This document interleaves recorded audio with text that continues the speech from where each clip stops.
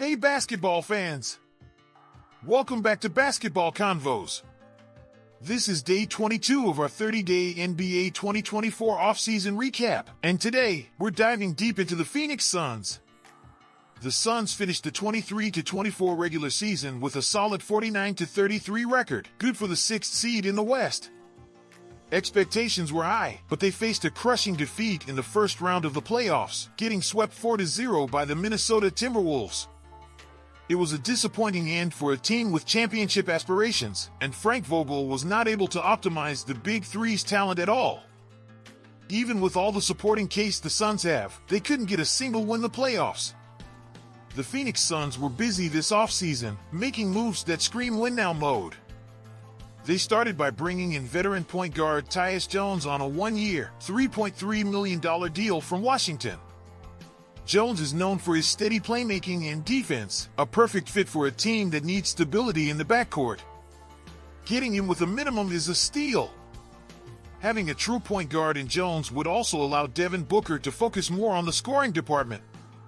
They didn't stop there, adding Monte Morris from the Timberwolves on another minimum deal. Morris adds more depth at the point guard position, and his ability to score efficiently off the bench is going to be crucial. In the frontcourt, the Suns snagged Mason Plumlee on a minimum deal from the Clippers. Plumlee is an underrated big man who provides rebounding, defense, and some playmaking from the center position. He'll be a key piece in backing up Jusuf Nurkic. The Suns also locked down RoyceO'Neale on a 4-year, $44 million extension. O'Neale's versatility as a 3-and-D wing makes him an invaluable asset, especially in today's NBA where switching defenses are the norm. They re-signed Josh Okogie to a 2-year, $16 million deal, ensuring they keep a key part of their defensive identity. Bol Bol and Damian Lee were also re-signed to 1-year deals, adding depth and versatility to the roster. On the rookie front, they added Ryan Dunn with the 28th pick and Oso Ighodaro with the 40th pick. These young guys might not be immediate contributors, but they're intriguing prospects who could develop into solid role players down the line. Plus, they've added 3 players on 2-way contracts: Jalen Bridges, Ty Washington Jr., and Colin Gillespie, all of whom could see time in the rotation if injuries strike.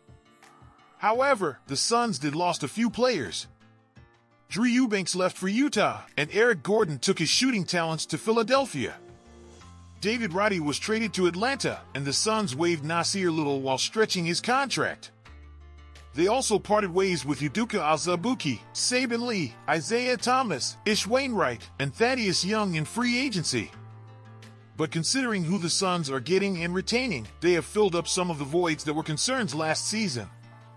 Finally, the Suns made a big move on the bench, firing Frank Vogel after 1 season and bringing in Mike Budenholzer on a 5-year, $50 million contract to take over as head coach. Budenholzer is a championship-winning coach, and his experience could be the glue that holds this revamped roster together. It would be exciting to see how Budenholzer injects a new offensive system to this talented Suns team. Now, let's talk about what this roster looks like heading into the 24-25 season. The starting lineup is formidable. At point guard, you've got Tyus Jones running the show. His facilitation would be key for the Suns to operate efficiently with all the star power. Bradley Beal slides into the shooting guard spot, bringing elite scoring and playmaking. He had a down season last year mainly due to injuries, but he definitely is still an excellent scorer. Devin Booker would see time in the small forward position, where his scoring prowess can continue to shine. He had also shown in the Olympics that he's willing to play defense when needed. Kevin Durant takes the power forward spot, a matchup nightmare for any defense with his subpar scoring ability. And at center, Jusuf Nurkic anchors the paint, hoping to stay healthy and contribute on both ends. Off the bench, the Suns have an improved bench than last year. Monte Morris can step in at point guard, giving the Suns a reliable scorer and second ball handler. Grayson Allen, who was lethal from behind the arc last season, would continue his splash. Damian Lee returning from injury would give the Suns an extra option in perimeter defense. Josh Okogie and Royce O'Neale bring defensive versatility and can slot in at multiple positions. O'Neale, specifically, is another lethal shooter that provides consistent offense off the bench. Mason Plumlee is a reliable backup center, while Bol offers some unique skills and size off the bench. Rookies Ryan Dunn and Oso Ighodaro might not crack the rotation immediately, but they're intriguing young players to keep an eye on. The Suns have a deep roster, but can all these pieces fit together? The big question for the Suns heading into next season is, can Mike Budenholzer create cohesiveness on offense? The Suns are stockpiling point guards, which adds stability, but is that enough? The center spot and wing shooting remain as potential weak points. And then, there's the matter of the big three, Beal, Booker, and Durant. All three are ball-dominant players, so finding the right balance will be crucial. Can they share the spotlight and make it work? If they do, the Suns could be a serious contender. If not, this season might be another case of unfulfilled potential. I see them getting 53 wins next season, staying on top of this stacked Western Conference. Giving up lots of assets to build the roster, the Suns are in a win-now mode. Get ready for an exciting season, Phoenix fans!